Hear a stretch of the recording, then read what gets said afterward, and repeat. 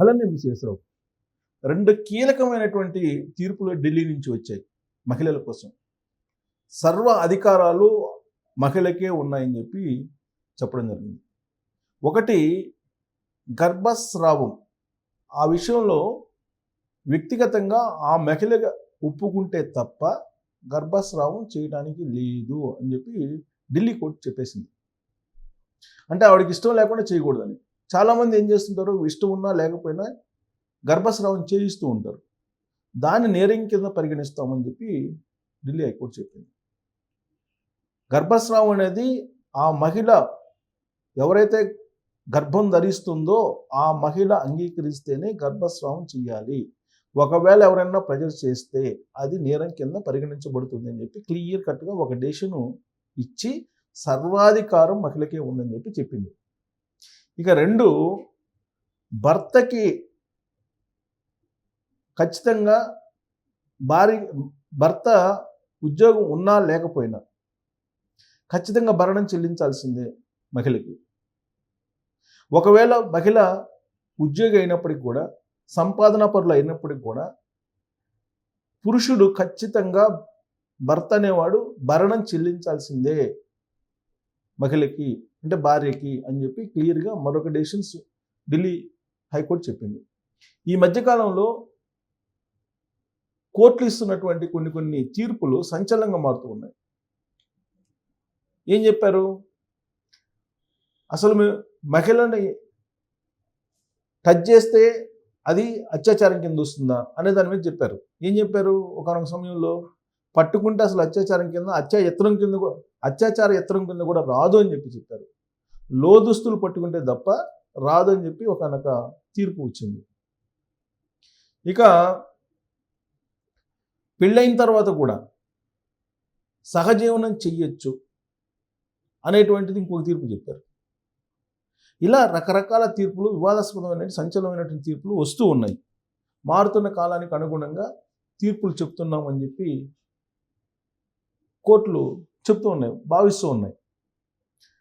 కానీ ఇప్పుడు తాజాగా వచ్చినటువంటి తీర్పులు చూస్తే కనుక అనేకమైనటువంటి కుటుంబాల్లో ఇలాంటి ఇష్యూస్ ఉన్నాయి.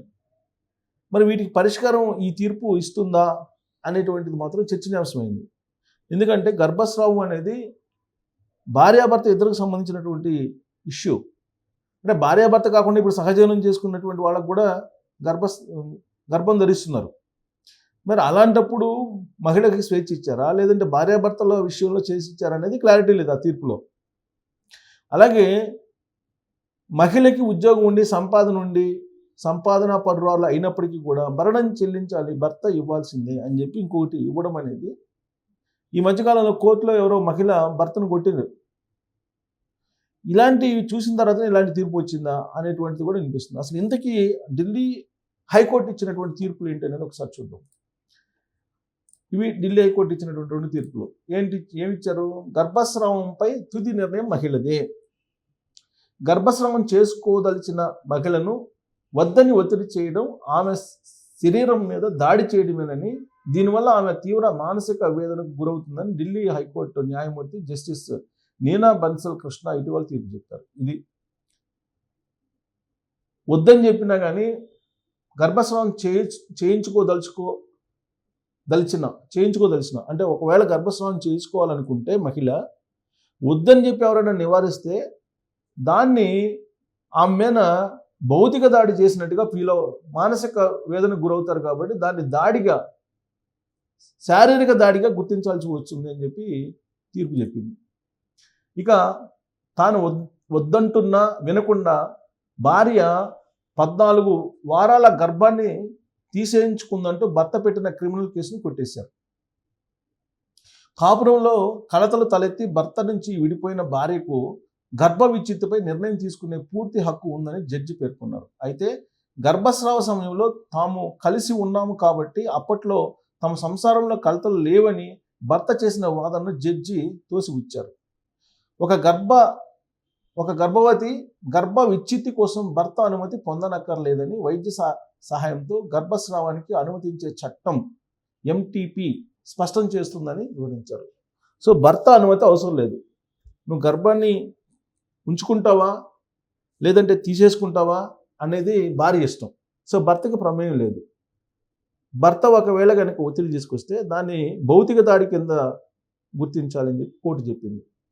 ఇది రాబోయే రోజుల్లో ఖచ్చితంగా అనేక వివాదాలకు దారితీస్తుంది. రాబోయే రోజుల్లో ఇప్పటి వరకు దీని మీద కేసు నడిచింది, 14 సంవత్సరాలు నడిచింది. 14 వారాలు గర్భాన్ని తీసేయించుకునే విషయంలో అనేక వాద ప్రతివాదాలు అయిన తర్వాత దీనికి తీర్పు చెప్పారు.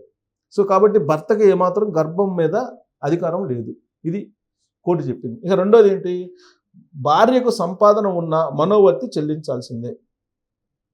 విడిపోయినటువంటి భార్యకు సంపాదన ఉన్నా, సంపాదించే సత్తా ఉన్నా ఆ అంశాన్ని తాత్కాలిక మనోవర్తి మంజూరు చేసేటప్పుడు పరిగణలోకి తీసుకోరాదని ఢిల్లీ హైకోర్టు స్పష్టం చేసింది. సో మహిళ సంపాదించుకునే సత్తా ఉన్నా, ఒకవేళ సంపాదిస్తున్నా దాంతో పని లేదు, ఖచ్చితంగా మనోవర్తి చెల్లించాల్సిందే భర్త.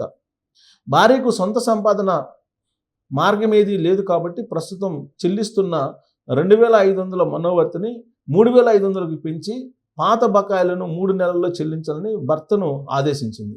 విచిత్రంగా ఉంది ఇది.